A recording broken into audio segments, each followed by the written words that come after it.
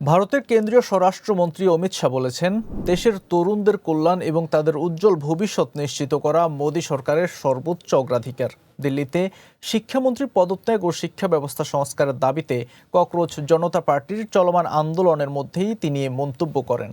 অমিত শাহ জানান, প্রশ্নপত্র ফাঁসের ঘটনায় জড়িতদের দ্রুত বিচার ও কঠোর শাস্তি নিশ্চিত করতে প্রধানমন্ত্রী নরেন্দ্র মোদীর ফাস্ট ট্র্যাক আদালত গঠনের সিদ্ধান্ত সরকারের দৃঢ় অবস্থানেরই প্রতিফলন।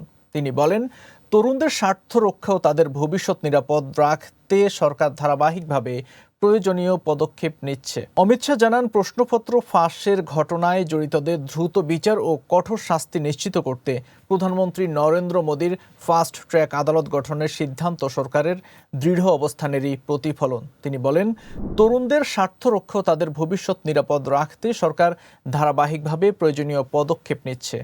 এর আগে বৃহস্পতিবার সামাজিক যোগাযোগ মাধ্যম এক্সে দেওয়া এক পোস্টে প্রধানমন্ত্রী নরেন্দ্র মোদী বলেন, তরুণদের কল্যাণ ও ভবিষ্যতের চেয়ে গুরুত্বপূর্ণ আর কিছু হতে পারে না।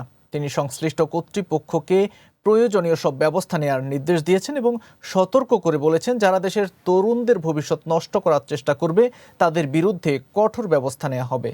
এদিকে মোদীর ঘোষণার পর ককরোচ জনতা পার্টি এক্সে প্রতিক্রিয়া জানিয়ে কেন্দ্রীয় শিক্ষামন্ত্রী ধর্মেন্দ্র প্রধানের পদত্যাগ দাবি করেছে। দলটির অভিযোগ, প্রশ্নপত্র ফাঁসের ঘটনায় শিক্ষামন্ত্রীর দায় রয়েছে এবং এজন্য তাকে পদত্যাগ করতে হবে।